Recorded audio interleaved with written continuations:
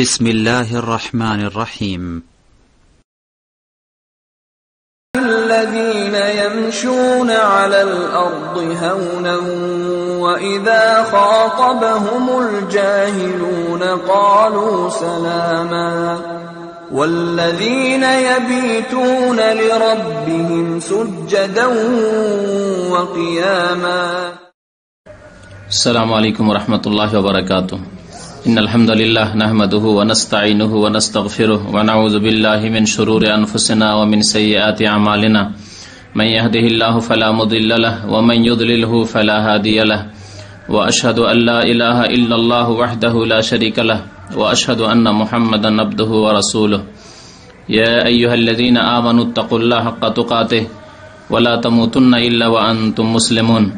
يا أيها الناس اتقوا ربكم الذي خلقكم من نفس واحدة وخلق منها زوجها وبث منهما رجالا كثيرا ونساء واتقوا الله الذي تساءلون به والأرحام إن الله كان عليكم رقيبا.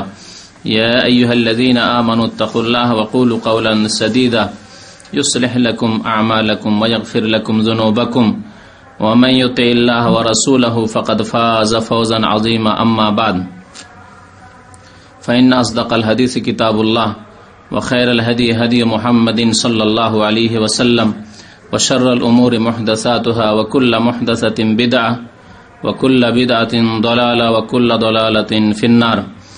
أعوذ بالله من الشيطان الرجيم. بسم الله الرحمن الرحيم. وإنك لعلى خلق عظيم.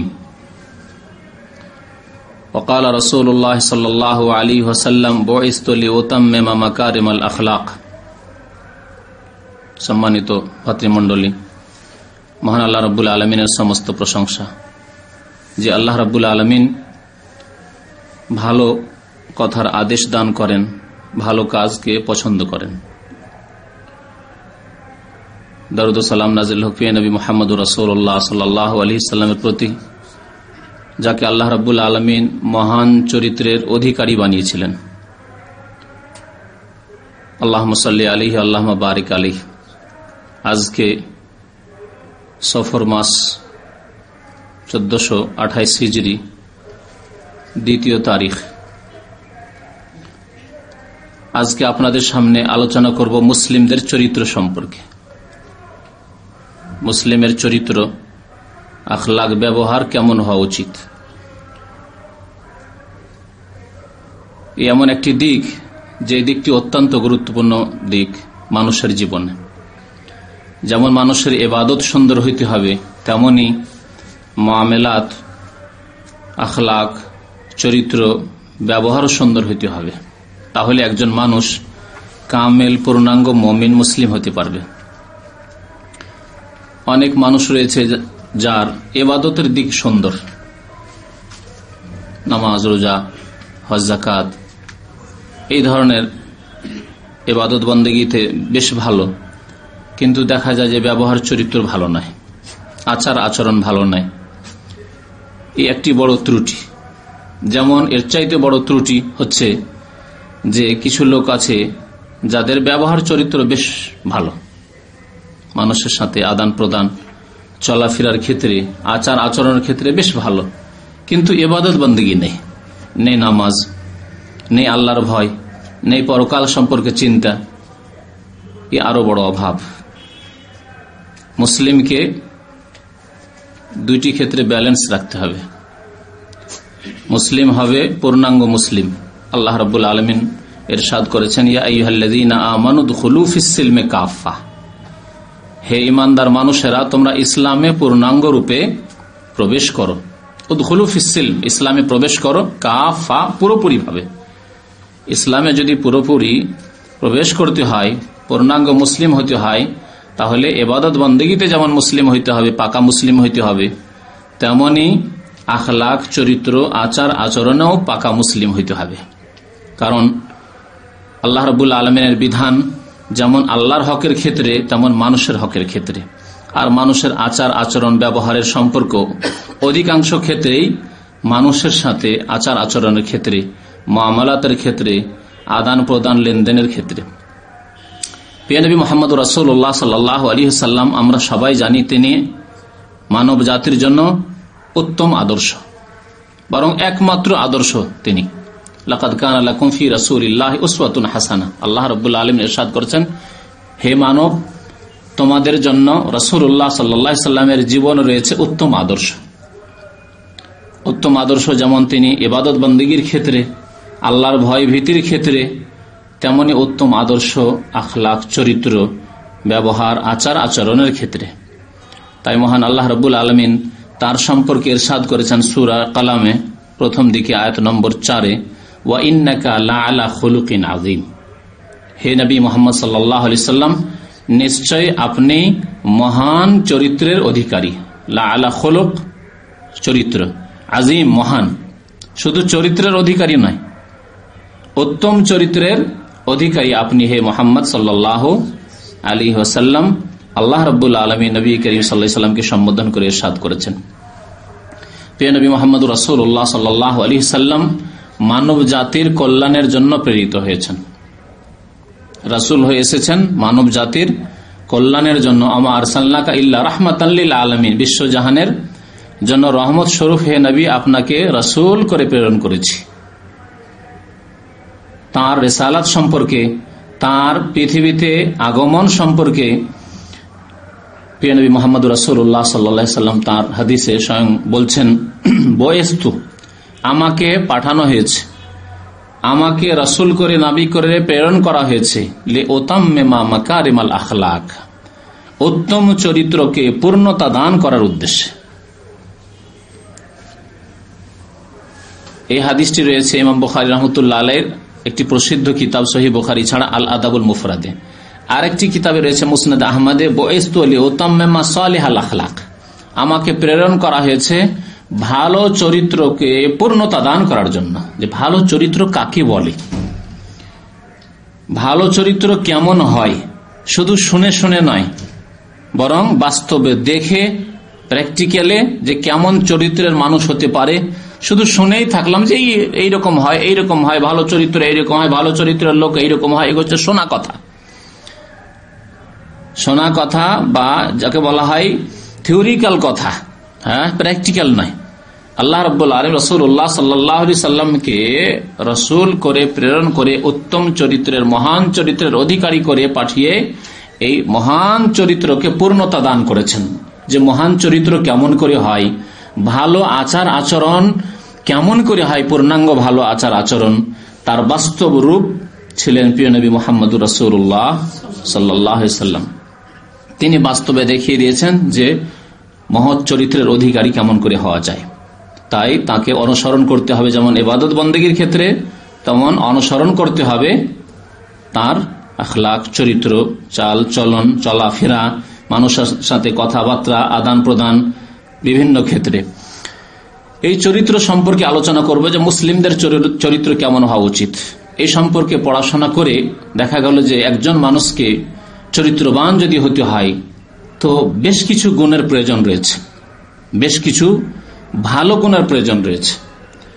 আমরা এমনিতে বুঝি, ভালো কিছু দিক দেখলে একজন সম্পর্কে আমরা বলে দিতে পারি, মন্তব্য করে দিতে পারি যে এই লোকটি চরিত্রবান, খুব ভালো মানুষ, ভালো চরিত্রের মানুষ। আর একজন লোকের কিছু চরিত্রের ত্রুটি দেখলেই বলে দিতে পারি, মন্তব্য করে দিতে পারি যে এই লোকটি চরিত্র ভালো নয়, আচার আচরণ ভালো নয়, চরিত্র খারাপ বলে দিতে পারি। কিন্তু পূর্ণাঙ্গ রূপে একজন মানুষ চরিত্রবান কেমন করে হয়, আর আরেকজন মানুষের চরিত্রে আখলাকে ত্রুটি কেমন করে দেখা যায়, এ সম্পর্কে সম্যক জ্ঞান আমাদের নেই। সুতরাং এই সম্পর্কে পড়াশোনা করলে দেখা যাবে যে বেশ কিছু ভালো গুণের মানুষের মধ্যে প্রয়োজন রয়েছে। যে ভালো গুণগুলি যে কোনো মানুষের মধ্যে যত বেশি হবে তত বেশি সে চরিত্রবান হবে, আর যত ওই ভালো গুণগুলি কমে আসবে তত তার চরিত্রে, ব্যবহারে, আচার আচরণে ত্রুটি দেখা দিবে। এই চরিত্রগুলি আমি আপনাদের জন্য বিভিন্ন কিতাব থেকে কালেকশন করেছি। আজকে সময় আমাদের সাথে হয়তো 10টি আলোচনা করতে পারবো কিনা, তবে চেষ্টা করব যে 10 থেকে 12টি গুণ, যেই ভালো গুণগুলি যদি আমাদের মধ্যে থাকে তাহলে আমরা চরিত্রবান হতে পারবো, আমরা আখলাকওয়ালা হতে পারবো, উত্তম চরিত্রের অধিকারী হতে পারবো। এই গুণগুলি নিয়ে আলোচনা করব। আর ইনশাআল্লাহ তাআলা আল্লাহ সহি সালামত রাখলে আগামী সপ্তাহে আরো 10-12টি গুণ আপনাদের সামনে পেশ করব, যেই গুণগুলি হলে পুরোপুরি একজন মুসলিম, একজন মানুষ উত্তম চরিত্রের অধিকারী হতে পারে, ভালো চরিত্রের মানুষ হতে পারে, সৎ মানুষ হতে পারে। দেখা যাক এই সম্পর্কে, যে চরিত্র সম্পর্কে প্রিয় নবী মুহাম্মদ রাসূলুল্লাহ সাল্লাল্লাহু আলাইহি সাল্লাম কি বলেছেন। বহু হাদিস রয়েছে। একটি হাদিস রয়েছে আবু দাউদে, নবী করিম সাল্লাল্লাহু আলাইহি সাল্লাম বলছেন, ওয়ামা মিন শাইইন ফিল মিজানে আসকালু মিন হুসনিল খুলুক। আল্লাহর মিজানে, মিজান মানে দাঁড়ি পাল্লা, কাল কিয়ামতে আল্লাহ রাব্বুল আলামিন মিজান কায়েম করবেন, মানে দাঁড়ি পাল্লা, নেকি এবং গুনহার আর কি হবে, ওজন হবে। তো নেকি এবং গুনহার যখন ওজন হবে কাল কিয়ামতে, নবী কারীম সাল্লাল্লাহু আলাইহি ওয়াসাল্লাম বলছেন যে এই আল্লাহর দাঁড়ি পাল্লায় কাল কিয়ামতে উত্তম চরিত্র চাইতে ভারী কিছু আর হতে পারবে না। ওমা মিন শাইইন আসকালু ফিল মিজান, আল্লাহর দাঁড়ি পাল্লায় কোনো কিছু হুসনুল খুলক, উত্তম চরিত্রের চাইতে বেশি ভারী হতে পারবে না। উত্তম চরিত্র এত মূল্যবান বস্তু। নবী করিম সাল্লাল্লাহু আলাইহি সাল্লাম আরেকটি হাদিসে বলেছেন, সহিহ বুখারীতে রয়েছে, আল বিররু হুসনুল খুলুক। উত্তম চরিত্র কি? আল বির মানে নেকির কাজ, সৎ কাজ। যে কোনো সৎ কাজ করাই হচ্ছে উত্তম চরিত্র। একজন মানুষ যদি ভালো কাজ করে, সৎ কাজ করে, তাহলে জানতে হবে এটি তার উত্তম চরিত্র। উত্তম চরিত্রের বহিঃপ্রকাশ ঘটছে যে সেই ব্যক্তি উত্তম চরিত্রের অধিকারী। আল বিররু হুসনুল খুলুক, যে কোনো নেকির কাজ হচ্ছে উত্তম চরিত্র। নবী করিম সাল্লাল্লাহু আলাইহি সাল্লামকে জিজ্ঞাসা করা হয় যে তাহলে গুনাহ কি? নেকি জানলাম যে উত্তম চরিত্র, উত্তম চরিত্র হচ্ছে নেকির কাজ, ভালো চরিত্র দেখা নেকির কাজ, ভালো চরিত্র মানুষের কাছে পেশ করেন তাহলে উত্তম কাজ, নেকির কাজ। আর গুনাহ কি? নবী করিম সাল্লাল্লাহু আলাইহি ওয়াসাল্লাম বলেন, ওয়াল ইসমু মা হাকা ফি সাদরিক ওয়া কারিহাতা আন ইয়াত্তালিয়া নাসু আলাইহি। আর গুনাহ হচ্ছে যেই কাজ করতে গিয়ে তোমার পা একবার আগে বাড়ে একবার পেছনে বাড়ে, করব কি করব না, হ্যাঁ, করা ঠিক হবে না হবে না, উচিত হবে না হবে না। যারা সুস্থ মস্তিষ্কের মানুষ, যাদের হিতাহিত জ্ঞান আছে, তাদের বিবেকে বাধা দিবে একবার করে। ভালো বিবেক আছে, একবারে প্রকৃতিকে বদ কাজ করে, পাপের কাজ করে বিকৃত করে দেয়নি, নষ্ট করে দেয়নি। ভুল ত্রুটি মাঝে মাঝে হয়ে গেল, হিতাহিত জ্ঞান আছে, বিবেক কাণ্ড আছে। তো মাহা কাফি সাদরিক, সেই কাজ করতে গিয়ে, সেই কথা বলতে গিয়ে দ্বিধাদ্বন্দ্ব হবে, এই কাজটি করব করব না। একবার মনে হচ্ছে করব, শয়তান অসওয়াসা দিচ্ছে, বলছেন না ঠিক হবে না করা, এই কথাটি বলবো বলবো না, হ্যাঁ, এইরকম কাজ করব করব না। এই আগপিস করবেন, তার মানে এই গুনার কাজ। নেকির কাজ হলে করে যেতেন আপনি, কিন্তু যখন একবার মন বাড়ছে করতে, আবার দ্বিধাদ্বন্দ্ব সৃষ্টি হচ্ছে, জানতে হবে গুনার কাজ আছে। আর একটি লক্ষণ গুনার হচ্ছে ওয়াকারিহাতা আন ইয়াত্তালিয়া নাসু আলাইহি, কোন লোক দেখে নিক, এটা পছন্দ করো না। তুমি কোন সময় পছন্দ করো না যে তোমাকে ওই অবস্থায় দেখে নিক, যদি দেখে নাই তোমাকে খারাপ লাগবে। এটি হচ্ছে গুনার লক্ষণ। চিন্তা করুন কত মূল্যবান কথা নবী করিম সাল্লাল্লাহু আলাইহি সাল্লামের। আপনি যদি লুকিয়ে লুকিয়ে কোন মহিলার সাথে কথা বলেন, আর ওই সময় যদি কেউ দেখে নেয়, ভালো লাগবে না খারাপ লাগবে? যারা ফিল্ম দেখে দরজা বন্ধ করে রাখে যাতে করে অন্য কেউ না ঢুকে যায়, তাহলে ভালো কাজ না খারাপ কাজ? খারাপ কাজ। তাস খেলা লোক, মদ খাওয়া লোক, এমনকি বিড়ি সিগারেট খাওয়া লোক, তার বাবা যদি দেখে নাই, কারিহাতা আন ইয়াত্তালিয়া নাস আলাইহি, বাবা দেখলে এটি পছন্দ করে না, সিগারেট খাচ্ছি কিন্তু বাবা না দেখে যেতে পারে, ঠিক কিনা? তো গুনহার লক্ষণ হচ্ছে, গুনহার লক্ষণ হচ্ছে যে মানুষ কি হবে, মনে দ্বিধাদ্বন্দ্ব তার সৃষ্টি হবে, যে কাজটি করব করব না, বলবো বলবো না। আর দ্বিতীয় লক্ষণ হচ্ছে যে মানুষ দেখুক এই কাজটি, এই কথাটি আপনি পছন্দ করবেন না গুনহার ক্ষেত্রে। যাই হোক, ফিরে আসি আসল ভালো চরিত্রের দিকে। নবী করিম সাল্লাল্লাহু আলাইহি ওয়াসাল্লাম আরেকটি হাদিসে বলেছেন, আকমালুল মুমিনিনা ঈমানান আহসানুহুম খুলুকা। সবচাইতে খাঁটি মুমিন, কামিল মুমিন, পূর্ণাঙ্গ মুসলিমকে, পূর্ণাঙ্গ মুসলিমকে, যে ব্যক্তি বেশি নফল নামাজ পড়ে, যে ব্যক্তি বেশি নফল রোজা রাখে। এগুলির প্রয়োজন আছে, অবশ্যই প্রয়োজন আছে, কিন্তু শুধু বেশি বেশি নফল নামাজ পড়া, বেশি বেশি নফল রোজা রাখা, বেশি বেশি নফল হজ করা আর উমরা করা না। কি বলেছেন নবী করিম সাল্লাল্লাহু আলাইহি ওয়াসাল্লাম? আহসানুহুম খুলুকা, সবচাইতে বেশি পূর্ণাঙ্গ কামিল মুমিন হচ্ছে, খাঁটি মুমিন হচ্ছে কে? যেই ব্যক্তির চরিত্র সবচাইতে বেশি সুন্দর। আহসানুহুম খুলুকা। এই জন্য নবী করিম সাল্লাল্লাহু আলাইহি ওয়াসাল্লাম সবচাইতে বেশি কামিল মুমিন, ঠিক কিনা? কারণ তিনি উত্তম চরিত্রের অধিকারী। একথা আল্লাহ রাব্বুল আলামিন 7 আকাশের উপর থেকে নাজিল করেছেন, লৌহে মাহফুজ থেকে, ওয়া ইন্নাকা লাআলা খুলুকিন আযীম। হে নবী মুহাম্মদ সাল্লাল্লাহু আলাইহি ওয়াসাল্লাম, আপনি মহান চরিত্রের অধিকারী। প্রিয় নবী মুহাম্মদ রাসূলুল্লাহ সাল্লাল্লাহু আলাইহি ওয়াসাল্লাম আরেকটা হাদিসে বলেছেন সহিহ বুখারীতে, ইন্না মিন আহাব্বিকুম ইলাইয়া ওয়া আকরাবিকুম মিন্নি মাজলিসান, তোমাদের মধ্যে সবচেয়ে বেশি প্রিয় ব্যক্তি আমার। কার প্রিয় ব্যক্তি? রাসূলুল্লাহ সাল্লাল্লাহু আলাইহি ওয়াসাল্লাম। রাসূলুল্লাহ সাল্লাল্লাহু আলাইহি ওয়াসাল্লাম সবচেয়ে বেশি ভালোবাসেন কোন ব্যক্তিকে? এবং ওয়া আকরাবু মিন্নি মাজলিসান, এবং আমার সবচেয়ে নিকটবর্তী হবে ইয়াউমাল কিয়ামা, কিয়ামতের দিনে আমার কাছাকাছি থাকবে জান্নাতে, আমার মজলিসের কাছাকাছি থাকবে জান্নাতে। আল্লাহু আকবার। ইয়াউমাল কিয়ামা কে?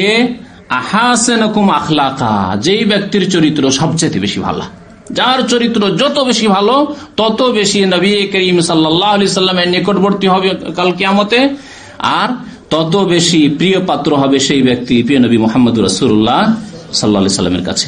তাহলে একজন মানুষ মহৎ চরিত্রের অধিকারী হতে হলে কি কি গুণ লাগবে বলেছি, কয়েকটি গুণ আজকে বলবো আপনাদের সামনে। প্রথম গুণ হচ্ছে সত্যতা, সত্যবাদী হইতে হবে। আপনাকে যদি চরিত্রবান হইতে হয় তাহলে কি হইতে হবে? সত্যবাদী হইতে হবে। আপনার লাভ হোক আর লস হোক, ক্ষয় হোক ক্ষতি হোক, ভালো হোক মন্দ হোক, আপনাকে কি বলতে হবে? সত্য কথা বলতে হবে, সত্য কথা বলতে হবে, সত্যবাদী হতে হবে। আল্লাহ রাব্বুল আলামিন ভালো গুণগুলি তার জন্য বাছাই করেছেন, এজন্য আল্লাহ রাব্বুল আলামিন ত্রুটি মুক্ত। সুবহানাল্লাহ আমরা বলি না? সুবহানাল্লাহ মানে আল্লাহ রাব্বুল আলামিন সমস্ত ত্রুটি থেকে মুক্ত।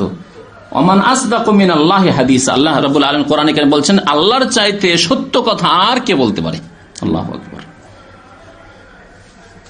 নবী করিম সাল্লাল্লাহু আলাইহি ওয়াসাল্লাম এত সত্যবাদী ছিলেন যে আপন নয় পর, যেগুলি দুশমন, যেগুলি শত্রু, যারা জীবন নেওয়ার জন্য বাড়ি ঘেরাও করেছিল, তারাও, মক্কার কাফের কুরাইশ জালেম, তারাও বলতো আস-সাদিক আল আমিন, সত্যবাদী এবং বিশ্বস্ত ব্যক্তি। এই উপাধি পেয়েছিলেন নবী করিম সাল্লাল্লাহু আলাইহি ওয়াসাল্লাম শত্রুদের পক্ষ থেকে, কাফেরদের পক্ষ থেকে। তো সত্যবাদী হওয়া অত্যন্ত মূল্যবান গুণ। যে ব্যক্তি সত্যবাদী সেই ব্যক্তি সবার বিশ্বস্ত ব্যক্তি, সবাই তাকে বিশ্বাস করবে। আর যদি কোনো ব্যক্তির একবার মিথ্যা বলা প্রমাণ হয়ে যায়, মিথ্যা আচরণ করা প্রমাণ হয়ে যায়, সারা জীবন যদি সত্য কথা বলতে থাকে, তবু মানুষের কাছে সন্দেহজনক ব্যক্তি হয়ে যাবে, সন্দেহের ব্যক্তি। জীবনে একবার শুধু মিথ্যা সাক্ষী দিয়েছেন আপনি, মিথ্যা সাক্ষী, আর লোকজনে জেনে গেছে এই লোকটি মিথ্যা সাক্ষী দিল। তারপরে যতই সৎ হয়ে যান, যতই ভালো মানুষ হয়ে যান, সারা জীবন আপনার এই দাগ থেকেই যাবে। মুহাদ্দিসিন কেরাম যখন হাদিস কালেকশন করতেন, হাদিস লিপিবদ্ধ করতেন, তখন দেখতেন সবচেয়ে বড় গুণ যেটি দেখতেন সত্যবাদী হওয়া। সত্যবাদী কিনা, যদি মিছা কথা প্রমাণ হয়ে যেত হাদিস নিতেন না, কারণ তার হাদিস সবচেয়ে নিকৃষ্ট হাদিস হচ্ছে জাল হাদিস। রাসূলুল্লাহ সাল্লাল্লাহু আলাইহি ওয়াসাল্লাম মোটেই নয় সেই হাদিস। একজন বর্ণনাকারী যদি হাদিসের সূত্রে সনাতে মিথ্যুক থাকে, জীবনে মিথ্যুক মানে সারা জীবনের মিথ্যুক নয়, জীবনে একবার মিথ্যা কথা বলেছে, তাহলে তার হাদিসের নাম হচ্ছে মওদু হাদিস, জাল হাদিস। এটি হচ্ছে মুহাদ্দিসিনদের পরিভাষায়। মনে পড়লো এই সত্যবাদী হওয়া যে একটি উত্তম গুণ, এই মর্মে ইমাম বুখারী রাহমাতুল্লাহ আলাইহির একটি ঘটনা তার জীবনীতে লেখা হয়েছে যে তিনি হাদিস সংগ্রহ করার জন্য বিভিন্ন দেশ সফর করতেন। যেখানে জানতে পারতেন যে ওখানে একটি হাদিস আছে যেটি এই শহরে নেই, তখন ওই শহরে চললেন। 3 দিনের পথ অতিক্রম করে ওই শহরে পৌঁছিলেন কোন এক শেখের কাছে, কোন এক ব্যক্তির কাছে, যার কাছে একটি হাদিস মুখস্থ ছিল। তখন যেহেতু কিতাবে হাদিস লেখা হয়নি, এই জন্য হয়তো একজন ব্যক্তি একটি হাদিস মুখস্থ রেখেছে, সে হয়তো আলেম নয়, কিন্তু একটি হাদিস তার কাছে হেফাজত আছে, সে মুখস্থ রেখেছে। জানতে পেরেছেন যে অমুক হাদিসটি তার কাছে সনদ সহ আছে। গিয়ে দেখেন যে ওই ব্যক্তি তার ঘোড়াকে ডাকছে, কিন্তু মুষ্টি বেঁধে, এইভাবে মুষ্টি বেঁধে ডাকছে, ঘোড়াকে ডাকার চেষ্টা করছে, ধরার চেষ্টা করছে, ঘোড়া পালাচ্ছে, ঘোড়াকে ধরার চেষ্টা করছে। এই দৃশ্য দেখার পরে ঘোড়াটি থেমে গেল, পোষ মেনে নেই এসব পশু, থেমে গেল, ধরে ফেললো ঘোড়াটি। জিজ্ঞাসা করলেন ইমাম বুখারী রাহমাতুল্লাহ আলাইহি যে আপনার কাছে তো আমি এসেছি, তো আপনি এই যে ঘোড়াকে ধরলেন এইভাবে, তো আপনার হাতে কিছু ছিল? আচ্ছা না, কিছু ছিল না, মিছামিছি এরকম করেছিলাম যাতে ঘোড়া বুঝে যে কিছু আছে, মুঠের মধ্যে কিছু আছে, আর তারপরে আমার দিকে যেমন আসবে ধরে ফেলবো, এই জন্য। ইমাম বুখারী রাহমাতুল্লাহ আলাইহি কোনো কথাবার্তা না বলে সেখান থেকে হাঁটতে শুরু করলেন। সালাম যা হয়েছিল, তারপরে মাস সালাম, ফেরত হয়ে গেলেন সেখান থেকে। জিজ্ঞাসা করলেন সেই লোকটি, ইমাম বুখারী রাহমাতুল্লাহ আলাইহি তার কথা এত শুনেছি, এত বড় মুহাদ্দিস তিনি এসছেন, আসার পরে বেশি কথাবার্তা বললেন না, কি উদ্দেশ্যে এসেছিলেন, কি গরজে, কিছুই বললেন না, ব্যাপারে ফিরে চললেন, কি ব্যাপার বলেন কি উদ্দেশ্যে ছিলেন বলেন। বলছেন না, আপনার কাছে যে উদ্দেশ্যে ছিলাম ওটা উদ্দেশ্য শেষ হয়ে গেছে। কি জন্য এসেছিলেন? শুনেছিলাম নাকি আপনার কাছে একটি হাদিস আছে, যে হাদিসটি কালেকশন করার জন্য এসেছিলাম, আপনার কাছ থেকে নেওয়ার জন্য, বর্ণনা করার জন্য, লিপিবদ্ধ করার জন্য, কিন্তু দেখলাম যে আপনি পশুকে ধোঁকা দেন। যদি পশুকে ধোঁকা দিতে পারেন তাহলে আমার মতো মানুষকেও ধোঁকা দিতে পারেন, মিথ্যা কথা বলে দিতে পারেন, যে কালা রাসূলুল্লাহ সাল্লাল্লাহু আলাইহি ওয়াসাল্লাম বলে দিতে পারেন মিথ্যা কথা, আপনার কাছে হাদিস নেওয়া হবে না। তাহলে সত্যবাদী হওয়া কত মূল্যবান গুণ। একটি মিথ্যা কথা একেবারে আস্থা হারিয়ে ফেললো, পুরো আস্থা হারিয়ে ফেলল। আল্লাহ রাব্বুল আলামিন উৎসাহিত করেছেন সত্য কথা বলার জন্য, আর সতর্ক করেছেন মিথ্যা কথা থেকে বহু আয়াতে। মহান আল্লাহ রাব্বুল আলামিন একটি আয়াতে ইরশাদ করেছেন সূরা তাওবায়, ইয়া আইয়ুহাল্লাযীনা আমানুত্তাকুল্লাহ ওয়া কুনু মাআস সাদিকিন, হে ঈমানদার মানুষেরা তোমরা আল্লাহকে ভয় করো, ইত্তাকুল্লাহ আল্লাহকে ভয় করো, ওয়া কুনু মাআস সাদিকিন এবং সত্যবাদীদের দলে তোমরা শামিল হয়ে যাও। যারা সত্য কথা বলে, সত্য আচরণ করে, সত্য কাজ করে, তাদের অন্তর্ভুক্ত হয়ে যাও, অর্থাৎ তুমিও একজন সত্য ব্যক্তি হয়ে যাও, তুমিও একজন সত্য ব্যক্তি হয়ে যাও এবং সত্যবাদীদের সংসর্গে থাকো, তাদের মজলিসে উঠা বসা করো, তাহলে তোমার চরিত্র গঠন হবে, তোমার চরিত্রের অবনতি ঘটবে না। এ হচ্ছে এই আয়াতের অর্থ। কিন্তু এক শ্রেণীর লোকেরা আমাদের দেশে নিজের যারা বিদাত করে, তারা নিজের বিদাতকে সোজা করতে চায়। এই আয়াতের তাফসিরে লিখেছে যে কোন মা সাদেকিন, অর্থাৎ পীর সাহেবদের মুরিদ হয়ে যাও। একটি ব্যাখ্যা শোনাচ্ছি আপনাদেরকে, বিদাতপন্থীদের, পীর সাহেবদের মুরিদ হয়ে যাও, তাহলে তাদের সংসর্গে থাকলে তুমি সৎ হতে পারবে, এই কথাই আল্লাহ বলেছেন। তাহলে এই আয়াত 1400 বছর আগে নাযিল হয়েছে। তাহলে নবী করিম সাল্লাল্লাহু আলাইহি ওয়াসাল্লামের জামানায় কোন পীর ছিল, তার সাথে সাহাবারা হয়েছিলেন, ঠিক আছে। নবী সাল্লাল্লাহু আলাইহি ওয়াসাল্লামের ইন্তেকালের পরে নেন যখন তিনি বিদায়, তারপরে কোন পীর সাহেবের সংসর্গে তারা থাকতেন আর আধ্যাত্মিক উন্নতি করতেন, তারা ইমানের উন্নতি করতেন। তারপরে তাবেঈনদের জামানায়, তাবেঈনদের জামানায়, তারপরের জামানায় ইমাম আবু হানিফা রাহমাতুল্লাহ আলাইহির জামানায়, ইমাম শাফি, মালিক, আহমদ, এইসব আইম্মায়ে কেরামদের জামানায় কোন পীর সাহেব ছিলেন আর বাকিগুলি সব মুরিদ ছিল? দেখাতে পারবেন? ইমাম আবু হানিফা মুরিদ ছিলেন না পীর ছিলেন? যদি মুরিদ বলেন তবু বিপদ, এত বড় ইমাম সাহেবকে কেমন করে মুরিদ বানাবো কোন পীর সাহেবের। আর যদি পীর বলেন তাহলে মুরিদ দেখাইতে হবে যে কোন তরিকায় তিনি বয়াত করতেন, এসব ছিল। হ্যাঁ, তাহলে বোঝা গেল সব বিদাত। ইমাম আবু হানিফা রাহমাতুল্লাহর যুগেও ছিল না, 200, 300, 400 বছর পর্যন্ত, 500 বছর পর্যন্ত ছিল না। তারপরে এই পীর মুরিদের এই ব্যবসা, পেটের ব্যবসা শুরু হয়েছে। জি, কোন মাস সাদেকিন মানে পীরদের সংসর্গে আসো, এই তাফসীর নয়, এ হচ্ছে গুমরাহি তাফসীর। এর অর্থ হচ্ছে আর পীররা সত্য কথা বলে, সত্য আচরণ করে, তাহলে তারা এত পয়সাওয়ালা কেন? আর ওলামারা, বাংলাদেশের আলেমরা এত গরিব কেন? সত্যবাদী বেশি পয়সাওয়ালা হয় নাকি? হ্যাঁ, না যারা বেঈমানি করতে পারে তারা বেশি পয়সাওয়ালা হয়? যত বেশি বেঈমানির ব্যবসা করছে না তারা কি বড় লোক। আর যত বেশি সত্যের ওপর, দেখেন যারা টেকনিক্যাল কাজ করছে, ওয়ার্কশপের কাজ করছে, এসি মেকানিক্যাল কাজ করছে, টিভির মেকানিক্যাল কাজ করছে, 2 নম্বরে কথাবার্তা, মোবাইলের কাজ করছে, টেকনিক্যাল কাজ করছে, মিথ্যা কথা বলছে, কিছুই করেনি, আপনাকে এমনি হ্যাঁ এত টাকা আপনার বিল চলে আসলো, কারণ এতে অনেক কাজ করতে হয়েছে। যত মিথ্যা কথা বলছে তত বেশি ইনকাম তাদের, আর যত সত্যবাদী পেটের ভাত হওয়া মুশকিল, ঠিক না? বুঝতে পারছেন? তা পীর তো কোথাও গরিব পাওয়া যায় না, কোথাও অভাবী পীর পাবেন না আপনি।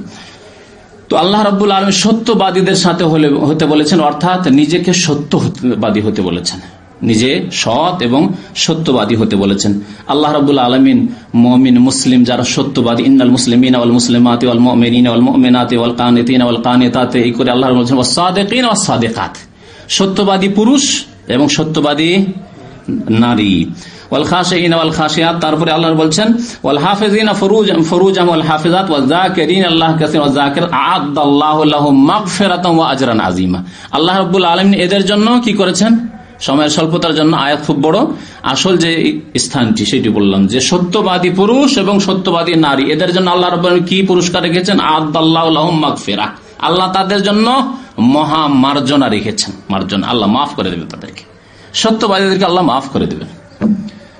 ও আজরান আজিমা, মহা পুরস্কার আল্লাহ রাব্বুল আলামিন রেখেছেন তাদের জন্য, মহা পুরস্কার তাদের জন্য আল্লাহর কাছে রয়েছে। এছাড়াও বহু আয়াত রয়েছে। আল্লাহ রাব্বুল আলামিন বলছেন ওয়াজতানিবু কাউলাজ জুর, তোমরা মিথ্যা থেকে বেঁচে থাকবে, মিথ্যা কথা থেকে তোমরা বেঁচে থাকবে, সতর্ক করেছেন আল্লাহ রাব্বুল আলামিন। ওয়াল্লাযীনা লা ইয়াশহাদুনা আজ-জুর, মিথ্যার কাছেও যায় না। মুমিন যারা আল্লাহর বান্দা তারা মিথ্যার কাছেও যায় না, মিথ্যার ধারেও যায় না। প্রিয় নবী মুহাম্মদুর রাসূলুল্লাহ সাল্লাল্লাহু আলাইহি সাল্লামের এই সত্যবাদী যে গুণ মানুষের হওয়া, এই সম্পর্কে বহু হাদিস রয়েছে। একটি হাদিস আপনাদের শোনাই। নবী করিম সাল্লাল্লাহু আলাইহি ওয়াসাল্লাম বলছেন আলাইকুম বিসসিদক, তোমরা সত্যবাদী হও, সত্যকে গ্রহণ করা, সত্যবাদী হয়ে যাও। দেখেন, সত্যবাদী হইতে হবে। কথা যদি বাড়ানো যায়, বহু কথার প্রয়োজন রয়েছে। এই জন্য এই চরিত্র, যে চরিত্রগুলির কথা বলবো, এক একটি চরিত্রের উপর এক একটি বক্তব্য করা যেতে পারে এবং যথেষ্ট বিস্তারিত বক্তব্য করা যায়। শুধু সত্যবাদী হওয়ার উপর বিস্তারিত বক্তব্যের প্রয়োজন রয়েছে, কিন্তু খুব সংক্ষেপে করে আসছি। সত্যবাদী হইতে হবে আল্লাহর সাথে। প্রথম, বান্দাকে, মানুষকে আল্লাহর সাথে সত্যবাদী হইতে হবে, আল্লাহর সাথে ভন্তবাজি যাতে না হয়। মুনাফিককে মুনাফিক কি জন্য বলা হয়েছে? এরা আল্লাহর সাথে মিথ্যা আচরণ করার চেষ্টা করে, দেখায় নামাজ পড়ে কিন্তু অন্তরে ঈমান নেই, পরকাল নেই, হ্যাঁ, মিথ্যা আচরণ করে, এই জন্য তারা মুনাফিক। আল্লাহর সাথে সত্যবাদী হইতে হবে, মানুষের সাথে সত্যবাদী হইতে হবে, নিজের নফসের সাথে সত্যবাদী হইতে হবে। প্রিয় নবী সাল্লাল্লাহু আলাইহি ওয়াসাল্লাম বলেছেন আলাইকুম বিসসিদক, তোমরা সততাকে মজবুত করে ধারণ করো। ফাইন্না সিদকা ইয়াহদি ইলাল বির, কারণ মানুষ যখন সত্য কথা বলে, সত্য আচরণ করে, সত্য কথার উপর ব্যবসা বাণিজ্য করে, কাজকর্ম করে, ফাইন্না সিদকা ইয়াহদি ইলাল বির, নেকির রাস্তা দেখায়। সত্য কথার উপর থাকলে মানুষ নেকির রাস্তায় থাকে, গুনাহের দিকে যায় না। কারণ যদি একজন মানুষ কসম করে নিতে পারে, দৃঢ় প্রতিজ্ঞ হয়ে যেতে পারে যে আমি জীবনে মিথ্যা কথা বলবো না, তাহলে তার দ্বারা পাপ হওয়া মুশকিল, তার দ্বারা গুনাহ হওয়া মুশকিল কিনা? কারণ সে জানছে যদি আমি কোনো গুনাহ করি আর যদি আসামি হয়ে যায়, তাহলে আমাকে যখন জিজ্ঞাসাবাদ করা হবে তখন তো আমাকে সত্য বলতে হবে, কারণ আমি প্রতিজ্ঞ আল্লাহর সাথে আমি সত্য কথা বলবো। তাহলে আমি আসামি হলাম, আমার সত্য কথা বলবো, তাহলে তো আমার শাস্তি হবে। মিথ্যা কথা বলে তো বাঁচতে পারবো না।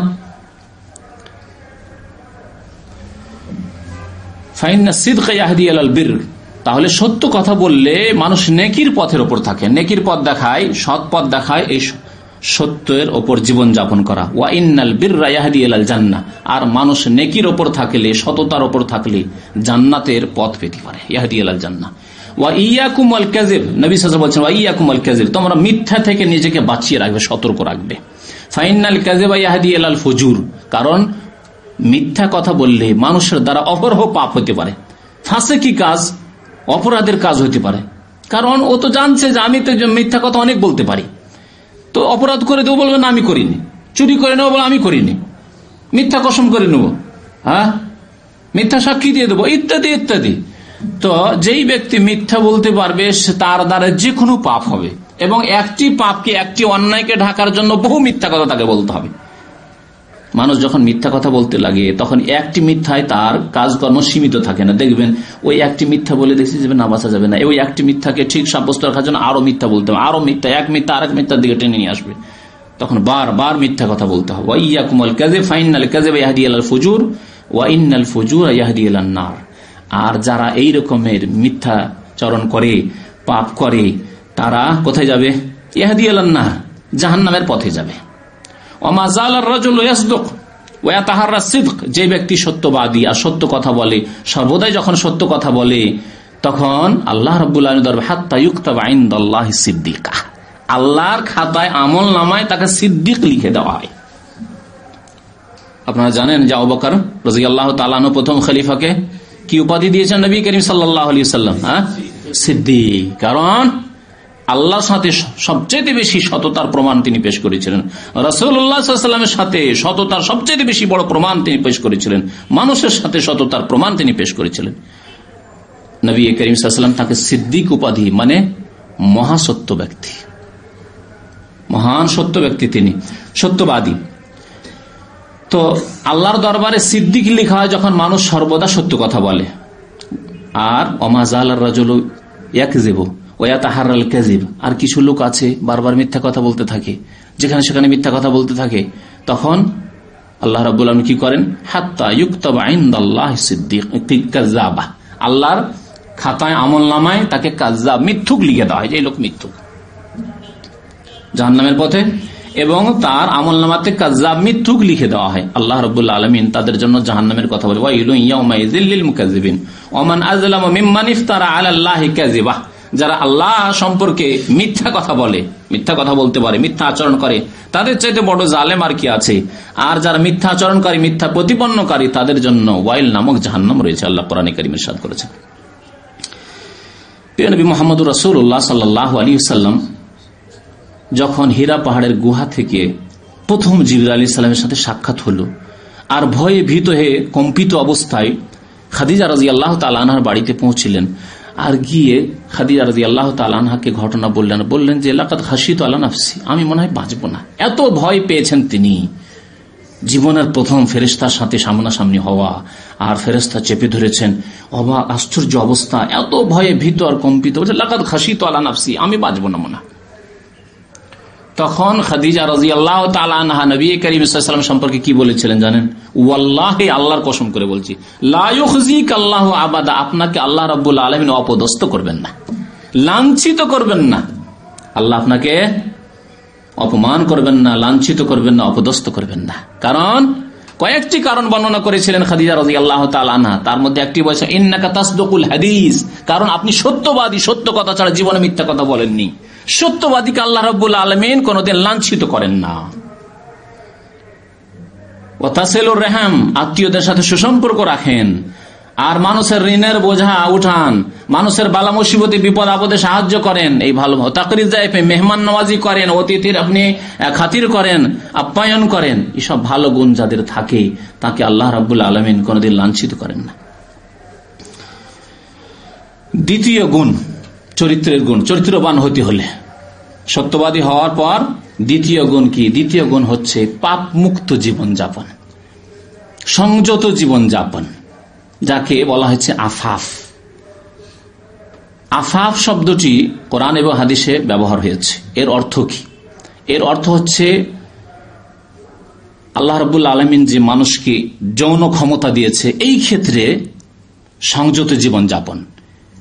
আল্লাহ রাব্বুল আলামিন যেইভাবে এর ক্ষুধার নিবৃত্তি করতে বলেন, সেইভাবে ক্ষুধার নিবৃত্তি করা। অর্থাৎ একজন সাবালক মানুষ, সেই ব্যক্তি বিবাহ শাদী করবে, আল্লাহ রাব্বুল আলামিন বিবাহ শাদী তার জন্য শরীয়ত সম্মত পথ দিয়েছেন যে এখানে তোমার আহার রয়েছে। যদি বিবাহ শাদী না করতে পারো তাহলে তুমি ধৈর্য ধারণ করো। ধৈর্য ধারণ করার জন্য ট্রেনিং হচ্ছে তোমার রোজা, ইবাদত এবং ট্রেনিং। ধৈর্য ধারণ যে করতে হবে, সাবালক মানুষ রোজা রাখতে পারেন না, আর গুনাহ হওয়ার আশঙ্কা আছে, সুতরাং গুনাহ থেকে এখন ধৈর্য ধারণ করে থাকতে হবে। ধৈর্য ধারণ করার জন্য আপনাকে সহায়তা করবে আপনার রোজা, সুতরাং বেশি বেশি নফল রোজা রাখেন। তো আফাফের একটি অর্থ হচ্ছে চারিত্রিক দিক থেকে আপনার যৌন যে চাহিদা রয়েছে সেটিকে আপনার নিজের কন্ট্রোলে রাখা। আল্লাহ রাব্বুল আলামিনের যে সীমানা রয়েছে সেই সীমানার মধ্যে, সীমানার বাইরে না যাওয়া, এবং এর হেফাজতের জন্য বিভিন্ন অঙ্গ প্রত্যঙ্গের হেফাজত করা। মহান আল্লাহ কি বলেছেন? ওয়াল্লাযীনা হুম লিফুরুজিহিম হাফিজুন। মুমিন কারা? যারা জান্নাতি, উলাইকা হুমুল ওয়ারিসুন, এরা জান্নাতের ওয়ারিস। আল্লাহ বলেছেন তারা কারা? যারা নিজের লজ্জা স্থানের হেফাজত করে। তো লজ্জা স্থানের হেফাজত করলে তার হেফাজতের জন্য একটু দূর থেকে হেফাজত করতে হবে, দূর থেকে হেফাজত করতে হবে। জমি জায়গায় যদি ফসল থাকে, চাষিরা এই উদাহরণ খুব বেশি বুঝবেন, যেখান থেকে ফসল আছে সেখানে যদি আপনি কাঁটা তারের বেড়া দেন তাহলে ছাগল টাগল গরু মুখ ঢুকিয়ে দিতে পারে। একটু দূর থেকে বেড়া দিতে হবে, দিতে হবে না? দূর থেকে বেড়া দিতে হবে, ঘেরা, তাহলে আর মুখ যাবে না ছাগলের গরুর। তো এইরকমই আপনার যৌন চাহিদাকে আপনার সংযত রাখার জন্য আপনাকে দূর থেকে হেফাজত করতে হবে। আর দূর থেকে হেফাজতের জন্য চোখের হেফাজত করতে হবে, চোখের পাপ থেকে, হাতের হেফাজত করতে হবে, পায়ের হেফাজত করতে হবে, কথার হেফাজত করতে হবে, আপনার মনের হেফাজত করতে হবে, সবকিছুর হেফাজত করতে হবে। আপনাকে অপ্রয়োজনীয় কোনো নারীর সাথে কথা বলা যাবে না, আপনার অপ্রয়োজনীয় কোনো নারীর কাছে পায়ে হেঁটে যাওয়া যাবে না, অপ্রয়োজনীয় হাত বাড়ানো যাবে না। এই সব থেকে বেঁচে থাকতে হবে। এই জন্য আল্লাহ রাব্বুল আলামিন মহিলাদের জন্য পর্দা, হিজাব, পর্দা ফরজ করেছেন এবং পুরুষদের জন্য বলেছেন যে ইয়াগুযু মিন আবসারিহিম, দৃষ্টি নত রাখো, নির্জনতা অবলম্বন করিও না, নির্জনতা অবলম্বন করিও না। নবী করিম সাল্লাল্লাহু আলাইহি সাল্লাম বলেছেন যে কোন ব্যক্তি যদি কোন মহিলার সাথে নির্জনতা অবলম্বন করে তাহলে তৃতীয় ব্যক্তি কে থাকে? সালেস শয়তান, শয়তান থাকে। নির্জনতা হলেই যে বড় ব্যভিচার হয়ে যাবে না, অনেক সময় নাও হইতে পারে, কিন্তু এটি হচ্ছে সতর্কতামূলক হেফাজতের ব্যবস্থা, হেফাজতের ব্যবস্থা। কথাবার্তা হলেই যে ব্যভিচার হয়ে যাবে, জেনা হয়ে যাবে না, কিন্তু কথাবার্তা বলাই হচ্ছে জেনা। জি, বড় জেনা থেকে বাঁচার জন্য, চোখে দেখা জেনা বড় জেনা থেকে বাঁচার জন্য হেফাজত। তো একজন মানুষকে চরিত্রবান যদি হয় তাহলে ছোট থেকে তাহলে এই ক্ষেত্রে যৌন যে প্রবৃত্তি রয়েছে, মনের কামনা বাসনা রয়েছে, তাকে সংযত রাখতে হবে, নিজের কন্ট্রোলে রাখতে হবে। এই ক্ষেত্রে যদি চরিত্রহীন জীবনে একবার হয়ে যায় তাহলে যতই ভালো মানুষ হোক, যতই সত্য কথা বলুক আর যতই নামাজ পড়ুক, লোকে বলে দেখছো মুসল্লি দাড়ি রেখেছে, দেখছো দাড়ি রেখেছে, কিন্তু জানো এর তো ওই এই চরিত্র ছিল, এইরকম ঘটনা ঘটিয়েছে, বলবে না?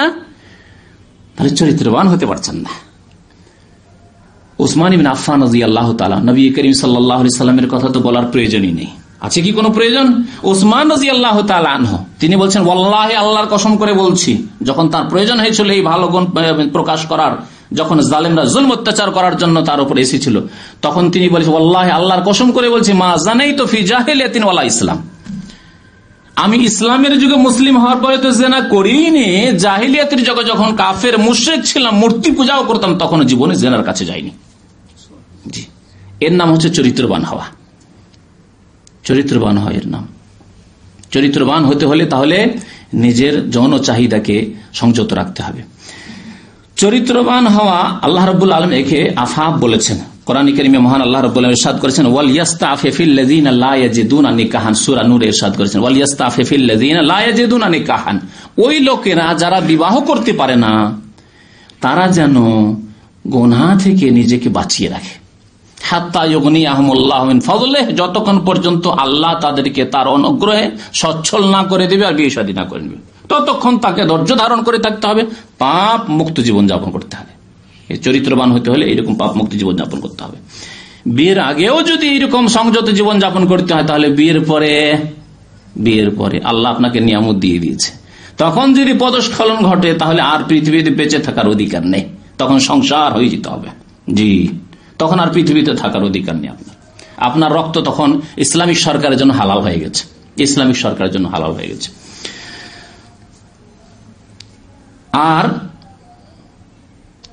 আর একটি দিক হচ্ছে টাকা পয়সার ক্ষেত্রে, ধন সম্পদের ক্ষেত্রে, এই ক্ষেত্রে সংযত হইতে হবে। এই ক্ষেত্রে সংযত, লোভকে সংযত রাখতে হবে এবং যেই রিজিক, যেই পয়সাটি আপনার জন্য হালাল সেটিকে পকেটে ঢুকাইতে হবে, যেই পয়সা আপনার জন্য হালাল সেটাকে খেতে হবে। জি, যেই খাদ্য আপনার জন্য হালাল সেই খাদ্য খেতে হবে, যেই পানীয় আপনার জন্য হালাল সেই পানীয় পান করতে হবে। এ হচ্ছে এক আফাফ, তাহলে চরিত্রবান হওয়া যাবে। আর যদি এই ক্ষেত্রে ত্রুটি থাকে যে আপনি হালালও খান হারামও খান, হালাল উপার্জন করেন হারামও উপার্জন করেন, হ্যাঁ, তাহলে আপনি চরিত্রবান হতে পারবেন না। হালালও খাচ্ছেন মাশাআল্লাহ, ভাত রুটিও খাচ্ছেন, সিগারেটও খাচ্ছেন, ভাত রুটিও খাচ্ছেন মাশাআল্লাহ, মদও খাচ্ছেন, হ্যাঁ, আপনি চাকরি করেও ইনকাম করছেন আর তার সাথে জুয়া খেলেও ইনকাম করছেন, চরিত্রবান কখনো হতে পারবেন না। তাহলে একজন মুসলিমকে চরিত্রবান হতে হলে ধন সম্পদের ক্ষেত্রেও সংযত হইতে হবে, আফাফ। আল্লাহ রাব্বুল আলামিন কোরআনে কারিমে এই অর্থেও এই আফাফ শব্দকে উল্লেখ করেছেন, ওমান কানা গানিয়ান ফালিয়াস্তাফিফ, ইয়াতিমদের যারা দেখাশোনা করে তাদের ক্ষেত্রে আল্লাহ বলছেন যে ব্যক্তি সচ্ছল, আল্লাহ তো তোমাকে সচ্ছল করেছে, তোমার কাছে একজন এতিম আছে, তার হয়তো টাকা পয়সা তার বাবা ছেড়ে গেছে, ধন সম্পদ ছেড়ে গেছে, সেগুলির তুমি হেফাজত করো আর যেইভাবে নিয়েছো সেইভাবে তুমি বরং সেটিকে বাড়াবার চেষ্টা করো, বৃদ্ধি করো, বাড়িয়ে দেওয়ার চেষ্টা করো, সেখান থেকে এক পয়সা খাবে না তুমি। ওমান কানা গানিয়ান ফালিয়াস্তাফিফ, যে ব্যক্তি সচ্ছল সেই ব্যক্তি যাতে করে ইয়াতিমের ধন সম্পদ থেকে নিজেকে বাঁচিয়ে রাখে। ওমান কানা ফাকিরান, দরিদ্র মানুষ, আপনি গরিব, এখন ওই ইয়াতিম লোকের জমি জায়গা দেখাশোনা করতে গিয়ে, টাকা পয়সা নিয়ে ব্যবসা করতে গিয়ে আপনাকে সময় দিতে হচ্ছে। আপনি সেই সময়টুকু যদি দিন মজুর করতেন তাহলে আয় উপার্জন করে নিয়ে আসতেন। তাহলে আপনি যদি ইয়াতিমের মাল কে খাটান, ইয়াতিমের ধন সম্পদ বা জমি জায়গায় যদি মেহনত করেন, তাহলে তার ধন সম্পদে কিছু খেতে পারবেন না? পারবেন না। আপনার মজুরি যতটা হয় ততটা আপনি খেতে পারবেন। তাই বলছেন ওমান কানা ফাকিরান, কেউ যদি ফকির দরিদ্র হয় তাহলে ইয়াতিমের ধন সম্পদ থেকে ফালিয়াকুল বিল মারুফ, সাধারণ ভাবে একজন দিনমজুর ব্যক্তি মেহনত করলে ক টাকা খায় ততটা আপনি খেতে পারবেন, আপনার খরচটা নিতে পারবেন আপনি। ওমান কানা ফাকিরান ফালিয়াকুল বিল মারুফ। তা আল্লাহ এই ক্ষেত্রে ধন সম্পদের ক্ষেত্রেও সংযত জীবন যাপন করতে বলেছেন, তাহলে চরিত্রবান মানুষ হতে পারবে। এইরকমই লোভ লালসাকে সংযত রাখতে হবে, লোভ করলে হবে না। দেখলেন যে এখানকার লোক তো বড়ই দানশীল, যে কোনো লোককে যদি বলি যে ভাই একটা মসজিদে টাকা দাও, একটা মাদ্রাসার টাকা দাও, আমি এই মাদ্রাসা করবো, তুই মসজিদ করবো, তুই এই করবো সেই করি, ইয়েতিমখানা করবো, তো অনেক টাকাই আমার কাছে হয়ে যাবে কালেকশন, আর কিছু করলাম, কিছু খেলাম, হ্যাঁ, বা হয়তো নিজেই দেখছেন যে বেতন সেতন তো কম, তো যদি আমি চাই তো দিবে, এমনিতেই দিচ্ছে 200-500, তো চাইলে তো আরো টাকা পয়সা দিবে, তো চাওয়া ভিক্ষা করা শুরু করলেন। আল্লাহ রাব্বুল আলামিন বলছেন না, এটি চরিত্রের দুর্বলতা, চরিত্রহীনতা। চরিত্রবান ব্যক্তি কারো সামনে হাত লম্বা করে না, জি, ভিক্ষা করে না। কোরআনে কারিমে আল্লাহ রাব্বুল ওই সব লোকের প্রশংসা করেছেন যারা খেতে পায় না, অনাহারে আছে, অথচ ভিক্ষা করে না, তাদের প্রশংসা করেছেন।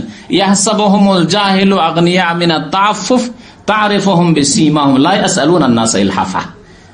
মহান আল্লাহ ইরশাদ করেছেন যে যারা নিজের সম্মান বলে চিন্তা করে, যারা চরিত্রবান ব্যক্তি, তারা কেমন, তাদেরকে যারা চেনে না, এত দরিদ্র মানুষ, কিন্তু হয়তো অজানা ব্যক্তি, কেউ জানে না যে এত গরিব মানুষ, শহরের মানুষ কে কাকে জানে, গ্রামের লোক জানে, গ্রামের লোকে চেনে, কিন্তু শহর মানুষ কেউ কাউকে চেনে না হয়তো, অথবা অন্য এলাকার লোক, নতুন ব্যক্তি, তাকে কেউ চেনে না।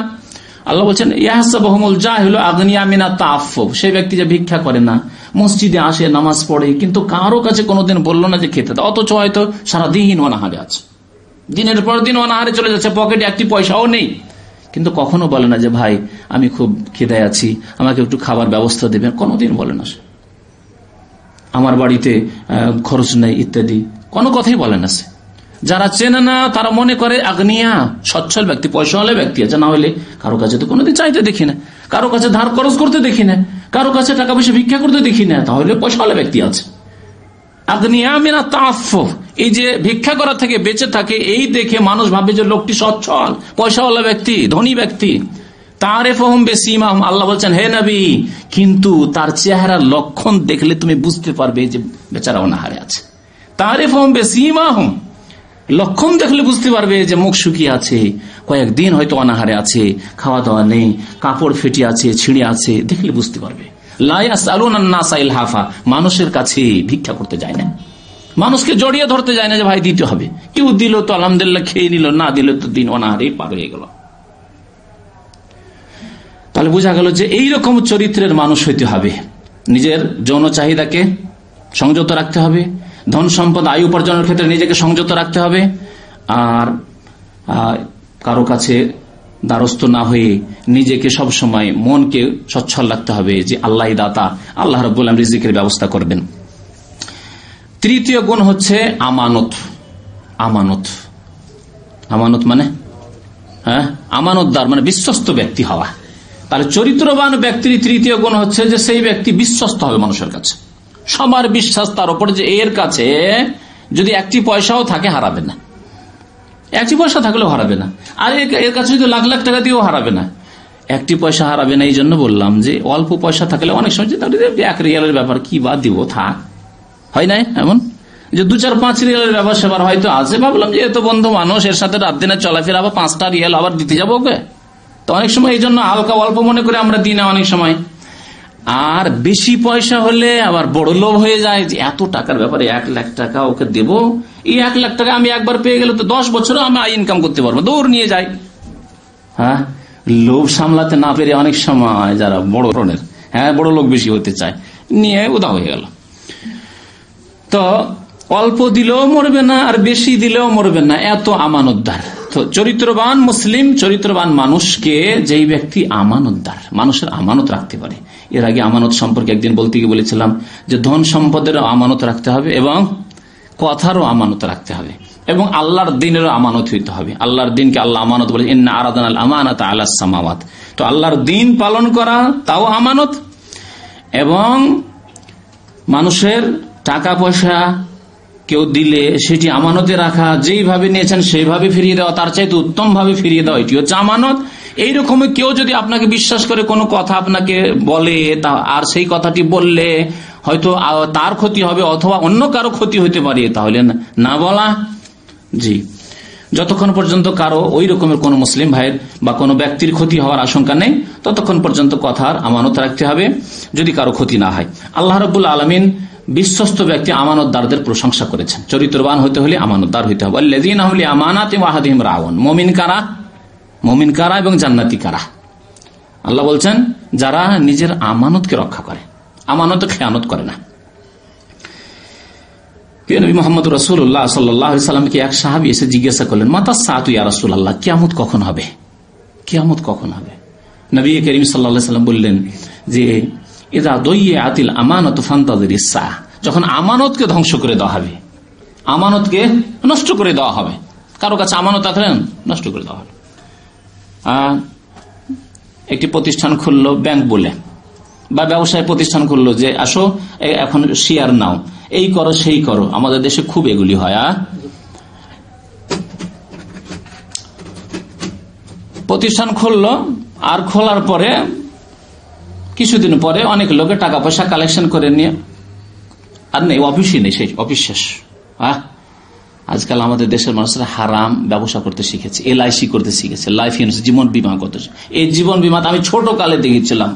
জীবন বীমা আমার এলাকায় বেশ কিছু এজেন্ট হয়েছিল, এজেন্ট ওই গ্রাম থেকে কালেকশন করতে লোকজনের কাছে টাকা, এই তোমার জীবন বীমা করে দেবো, তুমি মরে গেলে তোমার ছেলে মেয়ে এত টাকা করে পাবে, ইত্যাদি ইত্যাদি, এই করে গ্রামের লোক এইভাবে বলতো। আর ওই এজেন্টরা বেশ কিছু টাকা পয়সা নিয়ে গিয়ে যেমন অফিসে দিল, কিছুদিন পরে এই এজেন্টগুলি ধরা খেয়ে গেল। অফিস নেই, যারা ওই টাকা পয়সা জমা নিয়েছে তা কেউ নেই, সব শেষ হয়ে গেছে। আর ওই গ্রামের লোক, যে ব্যক্তি এজেন্ট হয়ে টাকা পয়সা নিয়েছে, এ তো মার খাচ্ছে লোকের কাছে, গ্রামের লোকের কাছে, টাকা দাও, আমাদের টাকা দাও, আমাদের জীবন বীমা তো দূরের কথা, আসল টাকা দাও। তো নবী করিম সাল্লাল্লাহু আলাইহি ওয়াসাল্লাম কি বলছেন যে কিয়ামত কখন আসবে? যখন আমানতকে নষ্ট করে দেওয়া হবে। কারো কাছে আমানত দেন আর ও পাওয়া যাবে না, আমানত দিলে আমানত আর পাওয়া যাবে না। ইযা দুইয়াতিল আমানাতু ফান্তাযিরিস সাআহ। নবী করিম সাল্লাল্লাহু আলাইহি ওয়াসাল্লামকে সাহাবারা জিজ্ঞাসা করেন, কাইফা ইয়াযাতু, আমানত কেমন করে নষ্ট হবে? সাহাবায়ে কেরাম অনেক কথাই বুঝতে পারতেন না, কারণ যদি কারো খারাপ চরিত্র না থাকে তাহলে খারাপ কথাগুলি বোঝা খুব মুশকিল। খারাপ পরিবেশে যারা থাকেনি, যেই পাপগুলি হচ্ছে এই সম্পর্কে অনেকের কল্পনা নেই, ধারণা নেই যে এইরকম হচ্ছে, কল্পনাও নেই। তো সাহাবায়ে কেরামরা ঠিক ওই রকমই, তারা বলছেন ওয়া কাইফা ইয়াযাতু, আমানত কেমন করে নষ্ট করে দেওয়া হবে? আমানত বা কেমন করে নষ্ট হয়ে যাবে? নবী করিম সাল্লাল্লাহু আলাইহি ওয়াসাল্লাম ইযা উসসিদাল আমরু ইলা গায়রি আহলিহি ফান্তাযিরিস সাআহ, যখন অযোগ্য ব্যক্তিকে মালিকানা দিয়ে দেওয়া হবে, অযোগ্য ব্যক্তিকে নেতৃত্ব দেওয়া হবে, তখন কিয়ামতের অপেক্ষা করবে, তখন কিয়ামত হয়ে যাবে, তখন আমানত শেষ হয়ে গেছে, আর তখনই কিয়ামত হবে। অযোগ্য ব্যক্তিকে মালিকানা, বহু উদাহরণ আছে। এটা পারিবারিক উদাহরণ দিই। আপনার বড় ভাই, মনে করেন বড় ভাই বাবার মতো মানুষ করেছে, আর বিদেশ থেকে টাকা পয়সা যা কিছু ইনকাম করলেন, বড় ভাইয়ের অ্যাকাউন্টে পাঠালেন, আর নিয়ে কত যে এরকম দুর্ঘটনা ঘটছে, খেয়ে দিয়ে নিজের পরিবারকে বড়লোক করে নিজের নামে জমি জায়গা করে নিয়েছে, এই ব্যবসা করছি, তোমার টাকা পয়সা বাড়াচ্ছি, এই করছি সেই করছি, শেষে গিয়ে দেখা গেল যে সম্পর্ক খারাপ হয়ে গেল, টাকা পয়সার কোনো খোঁজ খবর নেই, সব নিজের জন্য করে নিয়েছে। জি, বহু ঘটনা ঘটছে। অযোগ্যকে মালিকানা দেওয়া, এজা উসসিদাল আমরু ইলা গায়রি আহলিহি। রাষ্ট্রনীতির ক্ষেত্রে আজকাল কত যে রিলিফ আসছে, আন্তর্জাতিক যে রিলিফ গুলি আসছে বিদেশ থেকে, এই কুরবানির গোস্ত যাচ্ছে মুসলিম গরিব দেশগুলিতে, কারা খাচ্ছে? খেজুর যাচ্ছে, কম্বল যাচ্ছে, আর কত রকমের যে কত দান অনুদান যাচ্ছে। অধিকাংশ কে খাচ্ছে? রক্ষকরাই ভক্ষক। এজা উসসিদাল আমরু ইলা গায়রি আহলিহি ফান্তাযির, আমানতে খেয়ানত। যখন অযোগ্যকে নেতৃত্ব দেওয়া হবে, মালিকানা দেওয়া হবে, তখন কিয়ামতের অপেক্ষা করবে। এই হচ্ছে আমানতকে ধ্বংস করে দেওয়া। এইভাবে আমানত ধ্বংস হয়ে যাবে। প্রিয় নবী মুহাম্মদুর রাসূলুল্লাহ সাল্লাল্লাহু আলাইহি ওয়াসাল্লাম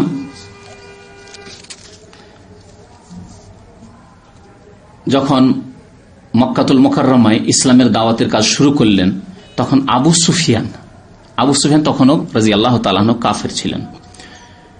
তিনি গিয়েছিলেন রোম দেশের যে হেরাকল বাদশাহ, সেই বাদশাহ জিজ্ঞাসা করেছে যে তোমার দেশে যে একজন নবী দাবি করছে সে কে?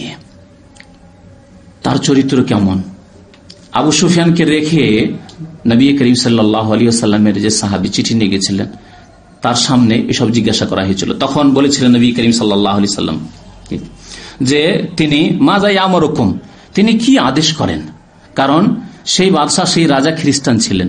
তিনি জানছিলেন যে ভালো চরিত্র যদি হয় তাহলে হচ্ছে নবীর চরিত্র, রাসূলের চরিত্র, তাহলে বুঝতে পারবো যে তিনি সত্যি সত্যি সত্যি নবী না মিছামিছি দাবি করেছেন।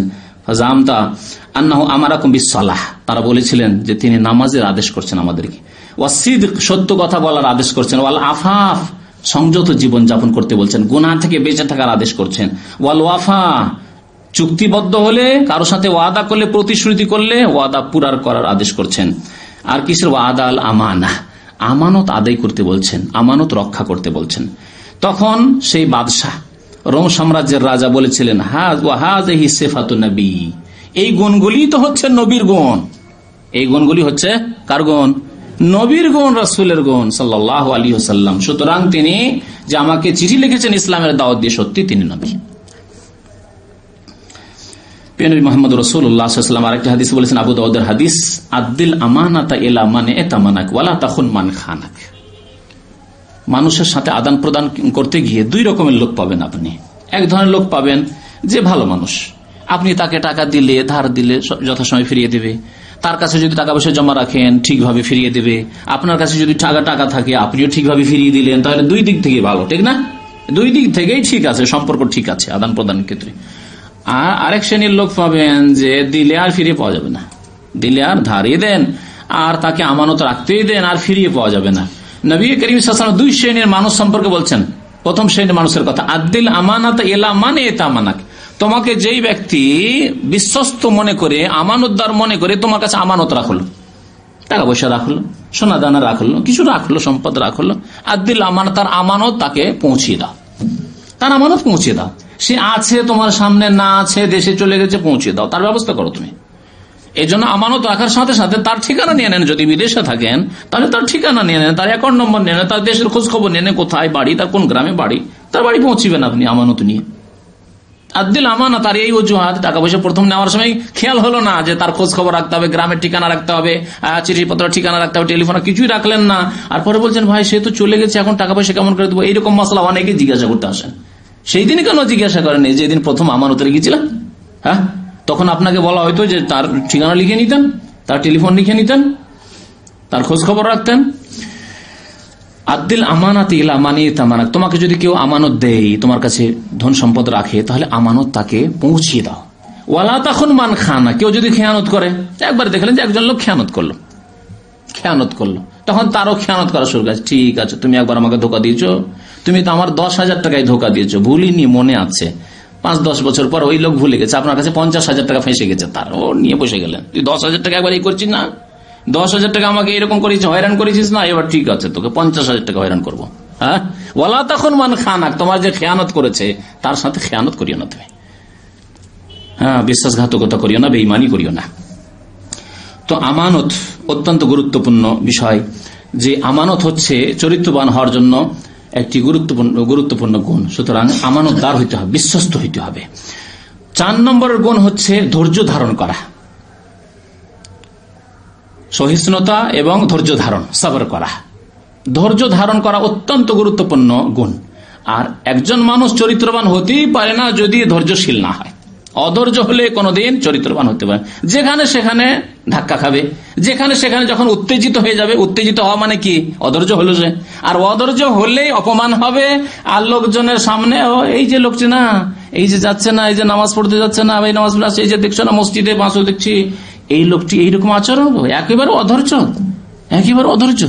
তাহলে ধৈর্য ধারণ করা জরুরি।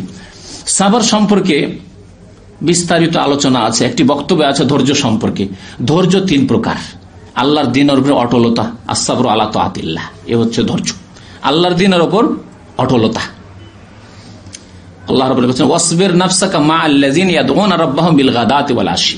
আল্লাহ বলেন হে নবী, তুমি নিজেকে অটল রাখো, ওয়াসবির, ধৈর্যের সাথে তুমি অটল থাকো।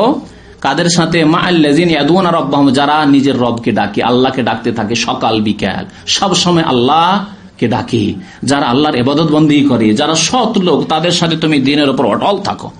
তাহলে ধৈর্য ধারণ করা মানে দিনের উপর অটলতা এক। ধৈর্য ধারণ করা 2 নম্বর হচ্ছে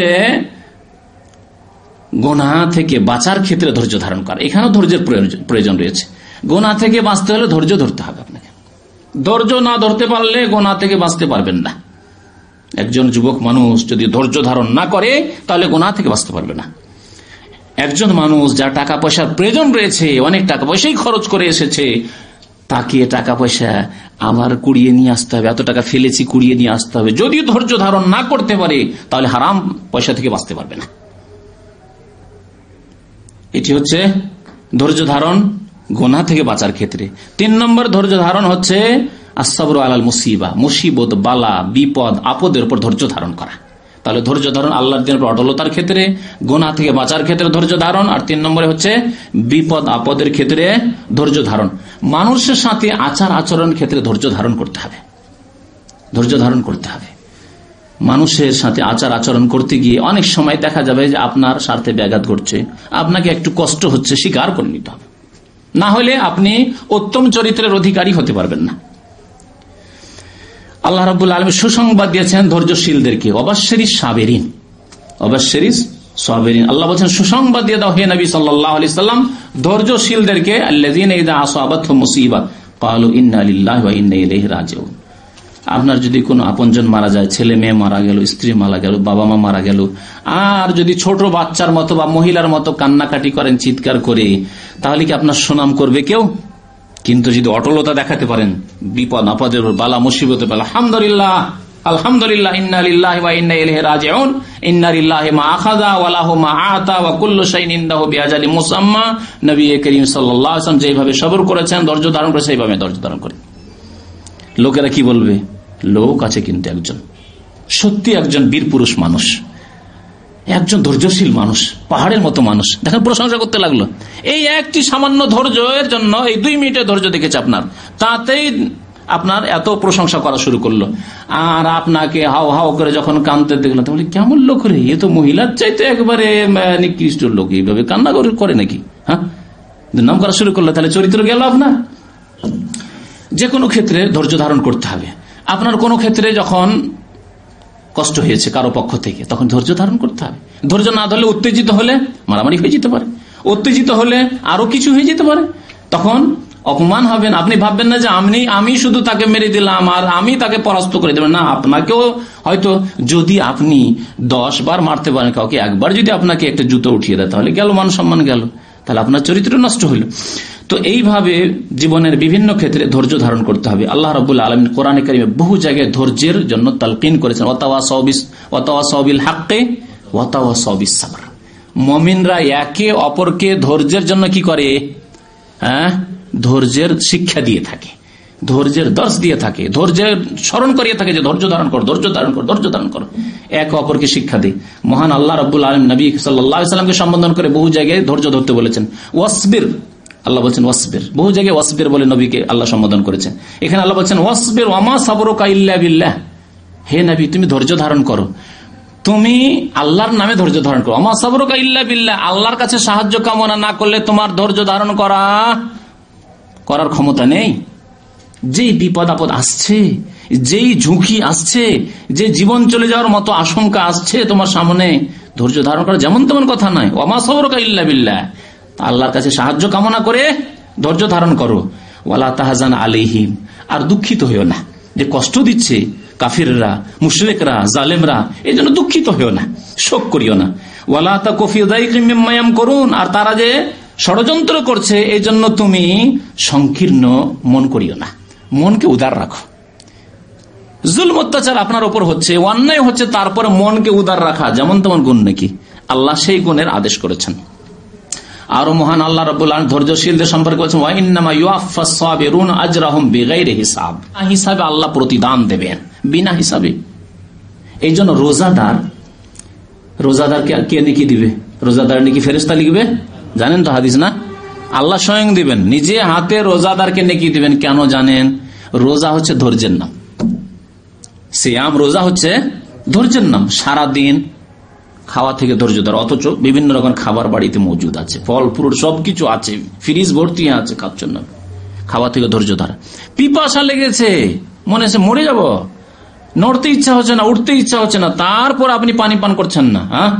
তারপরে যৌন চাহিদা আছে, তারপরে না ওইদিকে না, মোটেই মন যাচ্ছে না। কার জন্য ধৈর্য ধরছেন? আল্লাহর জন্য। ওমা সাবরুকা ইল্লা বিল্লাহ। এই জন্য রোজার বদলা আল্লাহ স্বয়ং দেবেন। ওয়াইন্নামা ইউওয়াফাস সাবিরুনা আজরাহুম বিগাইরি হিসাব। যারা যেই ক্ষেত্রে ধৈর্য ধারণ করেছে আল্লাহ তাকে বিনা হিসাবে আজর পারিশ্রমিক দেবেন। নবী করিম সাল্লাল্লাহু আলাইহি ওয়াসাল্লাম আরেকটি হাদিসে বলেন, আজাবাল্লি আমরিল মুমিন।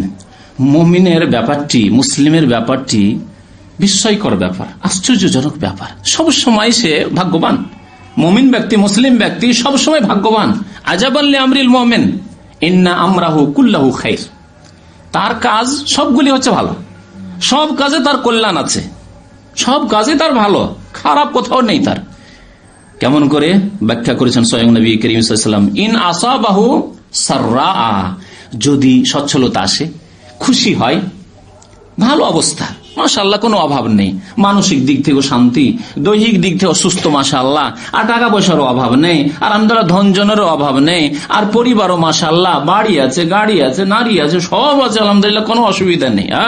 তাহলে আর কি চান আপনি? সব রকমের নিয়ামত আল্লাহর আছে। ইন আসাবাহু সাররা, আর খুশি আর খুশি, আর আরাম আরাম, সবসময় আলহামদুলিল্লাহ আরামই আল্লাহ রেখেছে। তাহলে কি করে মুমিন বান্দা? শাকারা, শুকরিয়া আদায় করে। ফাকানা খাইরাল্লাহ, তা যখন শুকরিয়া আদায় করলো তো সে কল্যাণ হাসিল করলো। ইন শাকারতুম লাযিদ, আল্লাহ আরো বাড়িয়ে দেবেন, আল্লাহ আরো বাড়িয়ে দেবেন। ওয়াইন আসাবাতহু দাররা, যদি বালা মুসিবত আসে, অসুস্থ হয়ে পড়লেন, বিভিন্ন রকমের রোগ, অথবা সুস্থ আছেন কিন্তু টাকা পয়সা নেই, সুস্থ আছেন বিয়ে শাদী করতে পারেন না, সুস্থ আছেন বাড়ি ঘর নেই, ইত্যাদি ইত্যাদি বিভিন্ন রকমের অসুবিধা আছে, কষ্টে আছেন, কোন না কোন দিক দিয়ে কষ্টে আছেন। ওয়াইন আসাবাতহু দাররা সাবারা, তাহলে কি করে মুমিন? সবর করে, ধৈর্য ধারণ করে। ফাকানা খায়রাল্লাহ, তখন সে কল্যাণ হাসিল করে, কল্যাণ হাসিল করে আল্লাহর পক্ষ থেকে। তাহলে মুমিনের দুই অবস্থাতে লাভ, যদি সুখে থাকে তবুও লাভ, কিন্তু মুমিনের জন্য। ওয়ালাইসা যালিকা ইল্লা লিল মুমিন, নবী করিম সাল্লাল্লাহু আলাইহি ওয়াসাল্লাম বলছেন এটি কে হাসিল করে? একমাত্র মুমিন ব্যক্তি, যে ব্যক্তি মনে করে যে সুখ এসেছে আল্লাহর পক্ষ থেকে, আর যদি বালা মুসিবত এসে থাকে তবু আল্লাহর পক্ষ থেকে এসেছে, পরীক্ষার জন্য এসেছে, অথবা আমার কোনো ভুল ত্রুটি আছে, হয়তো আমি টের পাচ্ছি না কোথায় ভুল করেছি, ভুল করেছি, আল্লাহ আমার গুনার কাফারা করছেন, গুনাহ খাতা মাফ হচ্ছে, আমার মর্যাদা উঁচু হচ্ছে, আমার নেকি বাড়ছে ইনশাআল্লাহ। 5 নম্বরের গুণ হচ্ছে মার্জনা করা। মার্জনা করা, কোন লোকের দ্বারা যদি অন্যায় হয়ে যায়, জুলম অত্যাচার হয়ে যায় আপনার উপর, তাহলে মার্জনা করে দেওয়া, ছেড়ে দেওয়া। এই গুণ যদি কারোর মধ্যে থাকে সেই ব্যক্তি চরিত্রবান হতে পারবে। আল্লাহ রাব্বুল আলামিন বেশ কিছু আয়াতে এই আদেশ করেছেন, কখনো নবী সাল্লাল্লাহু আলাইহি ওয়াসাল্লামকে, কখনো সাহাবায়ে কেরামকে, মুমিন জাতিকে বহু বচন দিয়ে আল্লাহ আদেশ করেছেন।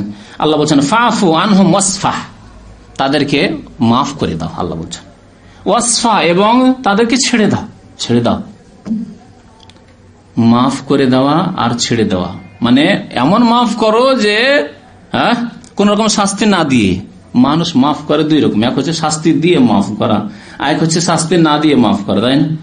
হয়তো মাফ করলেন কিন্তু না শাস্তি দিয়ে বা ফাইন করে, যে কোন রকম ভাবে হোক না।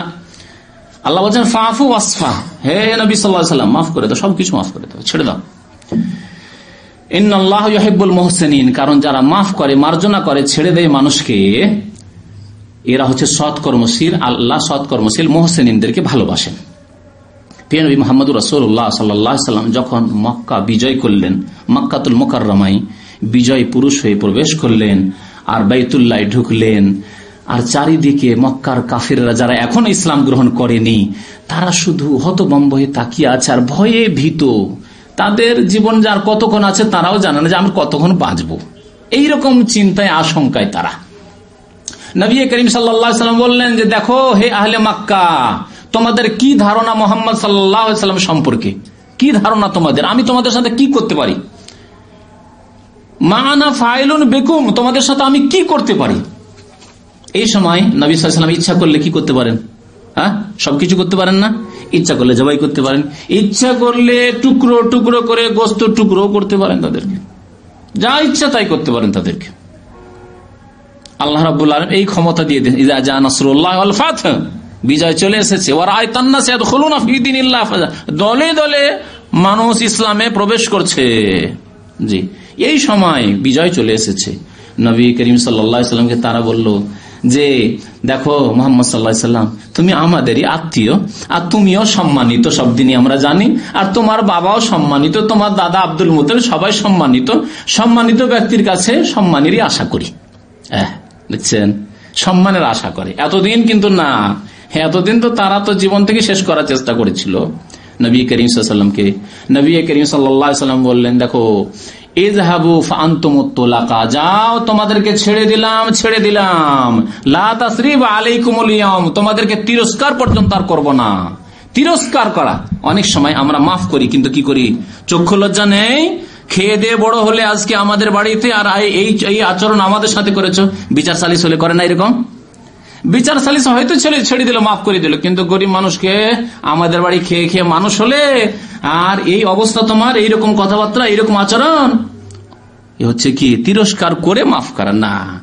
নবী সাল্লাল্লাহু আলাইহি ওয়াসাল্লাম লা তাসরিবা আলাইকুম, কোন রকম তিরস্কার করছি না,